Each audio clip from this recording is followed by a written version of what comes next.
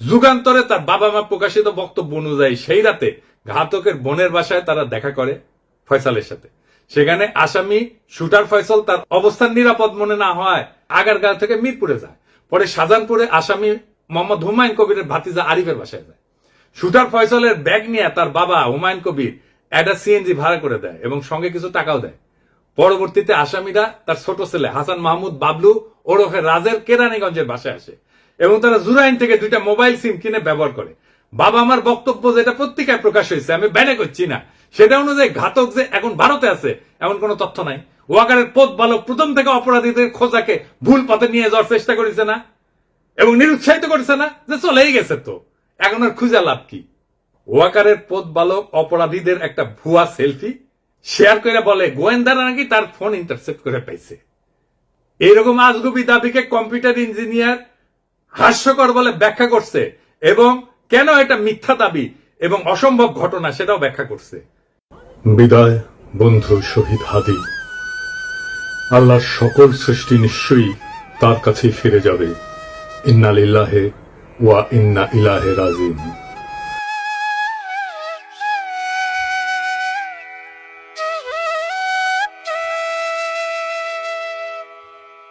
ফ্যাসিবাদ বিরোধী সংগ্রামে আমাদের সহযোদ্ধা বীর শরীফ ওসমান হাদি আমাদের এই পৃথিবীর মায়া ছেড়ে চলে গেছে। সৃষ্টিকর্তা তার শহীদ মৃত্যু কবুল করে তাকে জান্নাতের উচ্চ মাকাম দান করুন। হাদির শহীদ হওয়ার খবরের পরে সারা বাংলাদেশ শোকে বিহ্বল এবং ক্রোধে বিক্ষুব্ধ হয়ে উঠছে। চারিদিকে নানা ঘটনা ঘটছে। প্রথম আলো ডেইলি স্টারে আগুন দিয়ে ভস্মীভূত করে দেওয়া হয়েছে। ছায়ানটে আক্রমণ করা হয়েছে। 32 নম্বর যেটুকু অবশিষ্ট ছিল সেইটুকু মোটামুটি জয় বাংলা করে দেওয়া হয়েছে। বাঙ্গু সুশীল প্রগতিশীলরা একসাথে ঝাঁপে পড়েছে আমার উপরে, আমি নাকি এসব করাইতেছি। একবার এরা কয় পিনাকির ডাকে কেউ আসে না, আবার এরাই কয় আমি মব করিচ্ছি। কি বিচিত্র এই বাঙ্গু সুশীলেরা। অথচ আপনারা জানেন গতকাল পরিস্থিতি শান্ত করার জন্য আমি কি না করেছি। এমনকি ডেইলি স্টারের সাংবাদিকদের যারা উদ্ধার করছে তাদের সাথে সার্বক্ষণিকভাবে যুক্ত থেকে কাজটা সুচারুরূপে যেন সম্পন্ন হয় সেটা আমি দেখছি। প্রিয় দেশবাসী, ডেইলি স্টার অফিসে ভেতরে অনেক সাংবাদিক আটকা পড়েছে। আপনারা মেহেরবানি করে সেনাবাহিনীকে আটকে পড়া সাংবাদিকদেরকে উদ্ধার করতে দিন। আপনাদের অনুরোধ করছি, মেহেরবানি করে দয়া করে আটকে পড়া সাংবাদিকদেরকে সেনাবাহিনীকে উদ্ধার করতে দিন। হাদির পবিত্র স্মৃতিকে কলঙ্কিত আমরা না করি। সবাইকে আমি শান্ত থাকার আহ্বান জানাচ্ছি। সেনাবাহিনীর যে দল এখানে তাদের উদ্ধার করতে গেছিল তারাই বার্তা পাঠায় জানাইছে তারা উদ্ধার করতে পারতেছে না, আমি যেন সাহায্য করি।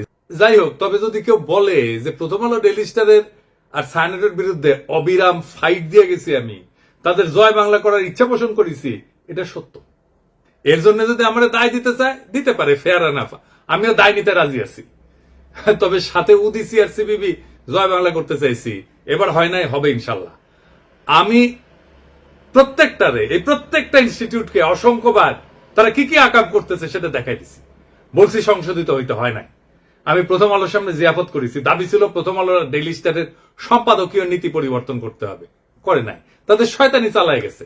কয়েকদিন আগে ডিসেন্ট দেখাইলো কিভাবে জামাত, বিএনপি, হেফাজত আর আওয়ামী লীগের কর্মসূচিতে সহিংসতার ভাষা প্রথম আলোতে আলাদা আলাদা, পুরা ভাষা আলাদা। এক একটা সংগঠনের জন্য এক এক রকম ভাষা। আওয়ামী লীগের জন্য সবচেয়ে সফট, কোনো পরিবর্তন নাই। জিয়াবতে আমাদের পিটায় তাড়ানো হইলেও সে কি উল্লাস ডেইলি স্টার আর প্রথম আলো সাংবাদিকদের। তো এটা বলে মানুষদের মনে থাকে, মনে না থাকলেও আমরা মনে করাই দেব।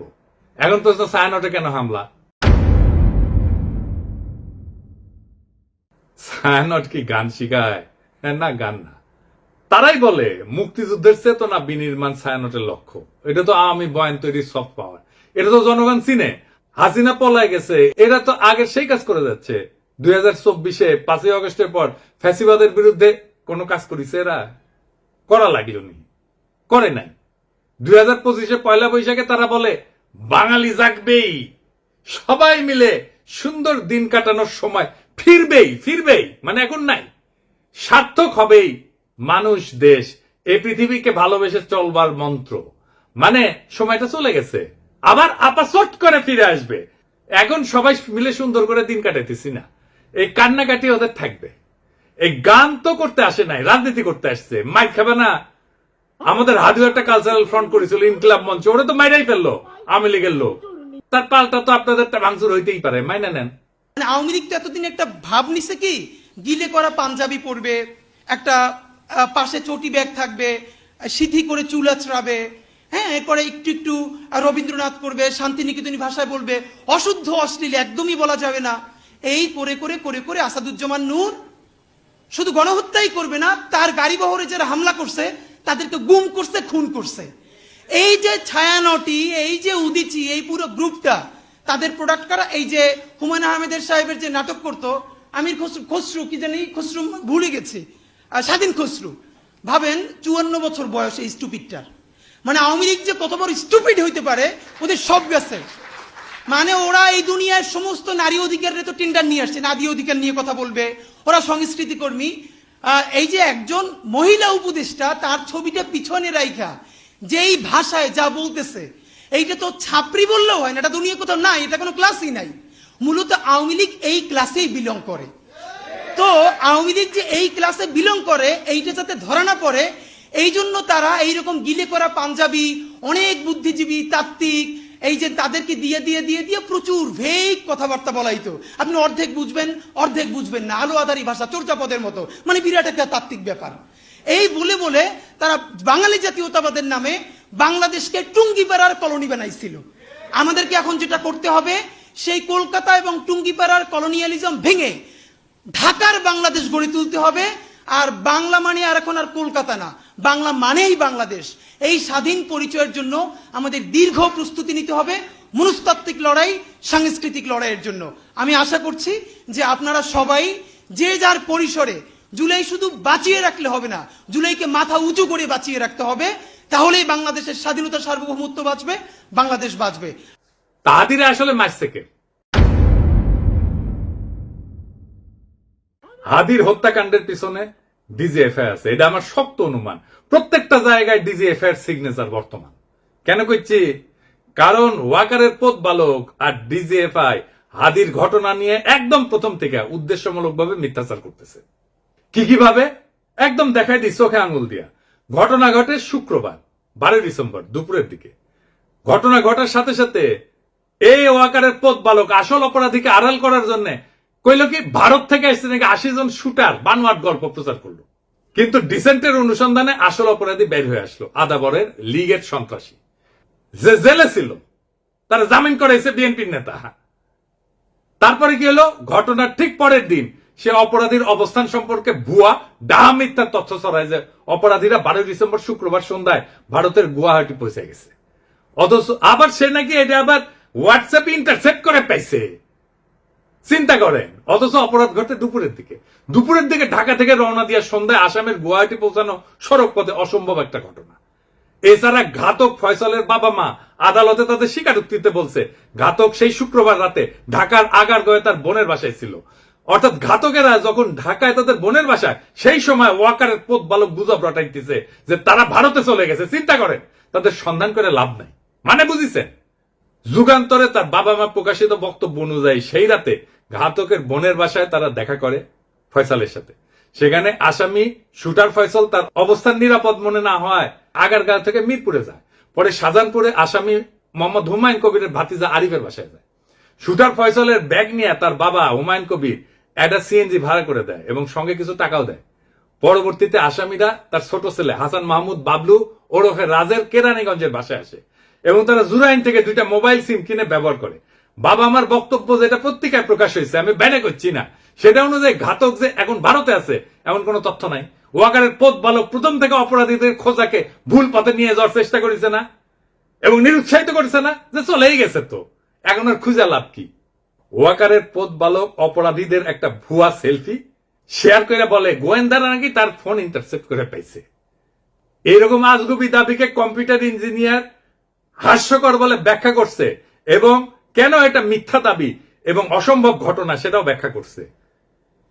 তবে সফটওয়্যার ইঞ্জিনিয়ার তানভীর আহমেদ আরজেল সাইরের দাবি মিথ্যা উল্লেখ করে তাকে চ্যালেঞ্জ করেছেন।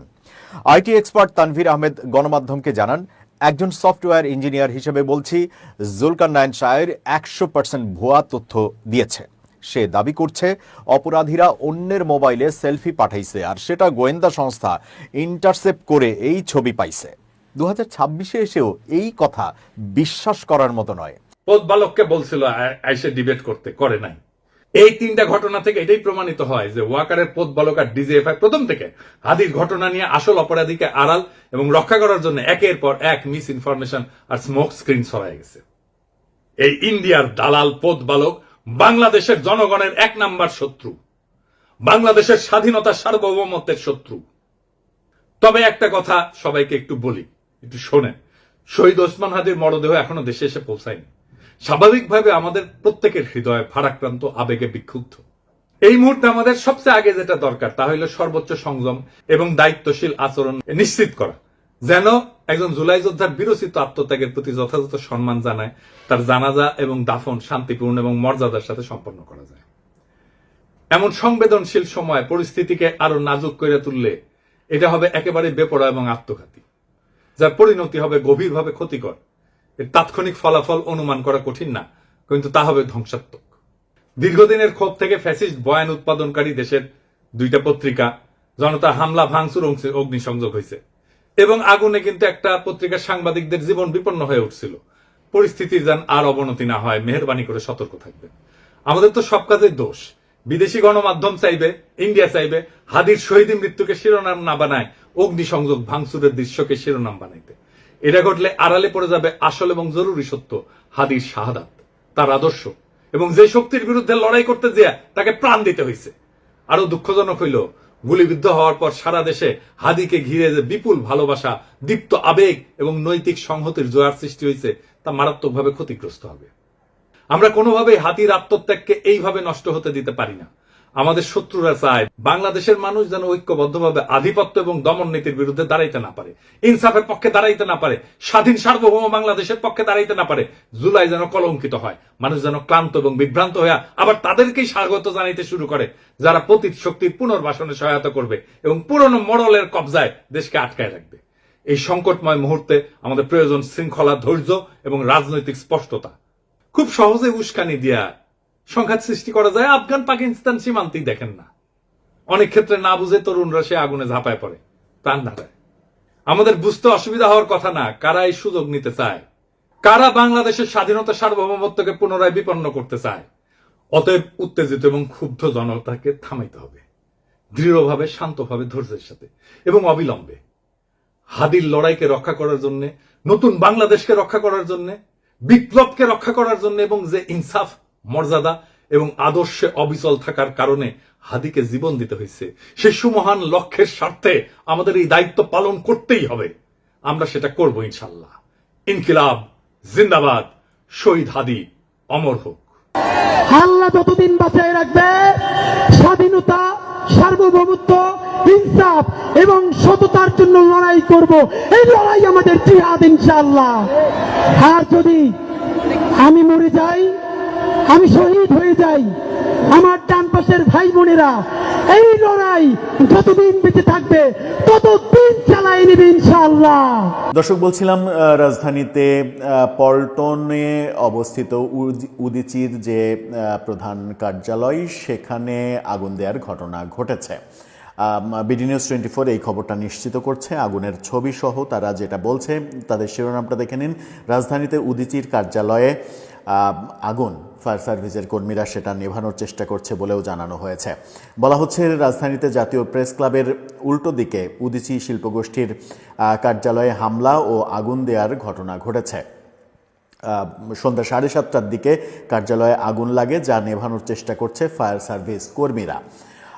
উদীচী শিল্পগোষ্ঠীর একাংশের সাধারণ সম্পাদক জমশেদ আনোয়ার তপন বিডি নিউজ 24-কে জানিয়েছেন, আধা ঘন্টা আগে উদীচী কার্যালয়ে হামলা হয়েছে, আমি সেখানে যাচ্ছি, এখন পথে আছি, পরে বিস্তারিত জানাবো।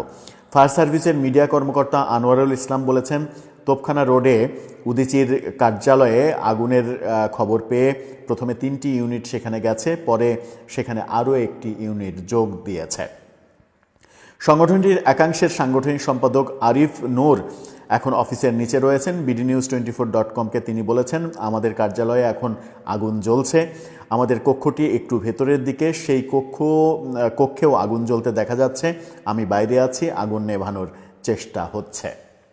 এই ঘটনাগুলো কারা ঘটাচ্ছে, কারা সাংস্কৃতিক কর্মকাণ্ডের উপরে ধ্বংসযজ্ঞ চালাতে চায়, কাদের হারমোনিয়াম তবলার উপরে, ঢোল তবলার উপরে অনেক বেশি রাগ, সেই প্রসঙ্গটা বোধহয় সরকারের আরও নিখুঁতভাবে দেখা উচিত। উদীচী বাংলাদেশের ঐতিহ্যবাহী একটা সংগঠন, যদিও সাম্প্রতিক সময়ে আমরা দেখেছি যে তাদের মধ্যে গ্রুপিং, এক অংশের কমিটি আর এক অংশের কমিটি, এরকম গ্রুপিং দেখা যাচ্ছে, যা উদীচীর যে সাংস্কৃতিক ঐতিহ্য সেই ঐতিহ্যকে অনেকখানি ম্লান করেছে। তারপরেও উদীচীর মতো সংগঠনের কার্যালয়ে আগুন, এর আগে আমরা দেখেছি উদীচীর অনুষ্ঠানে বোমা হামলার ঘটনা, সেটা অনেক বছর হয়ে গেল। তারপরে উদীচীর এই মানে সংগঠনে অফিসে আগুন দেয়া, এটা একটা নতুন মাত্রা পেতে যাচ্ছে বোধহয়। সরকার দেখা যাক কি করে, সরকারের সংস্কৃতি উপদেষ্টা কি বলেন এবারও তিনি বলেন কিনা সিসিটিভি ফুটেজ দেখে ব্যবস্থা নেওয়া হবে। এই ঘটনা যখন একের পর এক হচ্ছে, তখন সরকার মানে বিভিন্ন প্রতিষ্ঠান, যে প্রতিষ্ঠানগুলোতে আক্রমণের সম্ভাবনা রয়েছে গোয়েন্দা নজরদারির মাধ্যমে, যেগুলো খুব সহজেই জানা যায়, সেই প্রতিষ্ঠানগুলোর ব্যাপারে সরকার কতটা সচেতন আছে সেই প্রশ্নও উঠে আসছে আলোচনায়। দর্শক, আপনার কি মনে হয়? আপনার মতামত জানিয়ে লিখতে পারেন আমাদের কমেন্ট।